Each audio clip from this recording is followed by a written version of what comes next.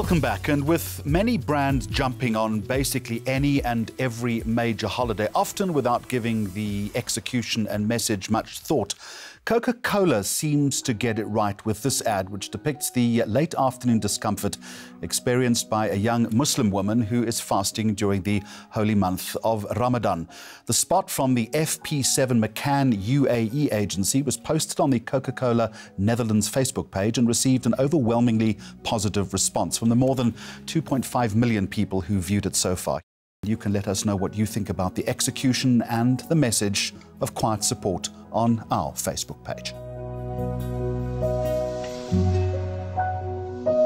I like to hear the world to sing in perfect harmony. I like to buy the world a Coke and keep it company.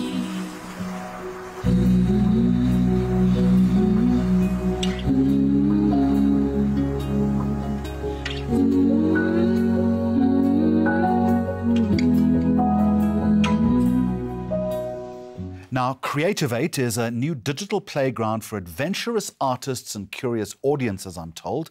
It reveals spaces, new spaces, I guess, where technology and arts are starting to converge. It also presents a world of opportunity for bold creators, our planet's new explorers. Limited only, says our next guest, by the power of their imagination. It all forms part of the National Arts Festival in Grahamstown at the end of this month. So what can audiences expect, and what is the ultimate goal in what's being called a sub-conference? Toby Shapshak, regular contributor to ENC, a very warm welcome. Who are the new explorers? Well, it's the digital artists, the people who are using digital media as a new art form. And it's very interesting. I didn't write that, by the way, but it sums up the way the conference is looking at the new ways people are using digital and different forms of digital to be artistic and to convey something. I mean, art at the end of the day is supposed to make us think about stuff, think about society, feel something. And it's the evolution of all the previous media that we're starting to use what's currently available to us, not just for WhatsApping and Tinder. Our smartphones are very sophisticated devices that, yes, can be very artistic. Do you think digital creativity is different to regular, perhaps more linear creativity? No, I don't think so. I just think it's the media of the day. Back in the day when cavemen only had a wall and a couple of sticks, that was their media. They were the new explorers of their time, yeah. They were indeed. They were indeed. They were the map makers, the chroniclers. And as we've evolved as a society and as a species, our ability to record and talk about ourselves has gotten infinitely better, from the peak of oil painting, from Renoir and Picasso to the way we've started using different forms of sculpture, not just chiseling out marble, but angle grinding and welding steel. We've started to express ourselves in different ways, and digital's just the medium that we have available to us now. So those people who are lucky enough to go to the National Arts Festival, what will they experience? We've looked at some very smart people doing very good things in their own field. People. Local people, international people. You have Dagan, who's been working with William Kentridge to convert his printmaking into videos. He's a really gifted filmmaker. Monica Bielskite, the Lithuanian futurist who designs, how's this, Jeremy? Her job is to design future worlds, not just for science fiction writers or science fiction movies and TV shows, which she's been doing for ages, but also for technology companies. What will the future look like? She just did a project she was telling me about the city of Mexico. How will their future look? That kind of forward-looking thing. We've got a series of lectures. We've got a series of art events.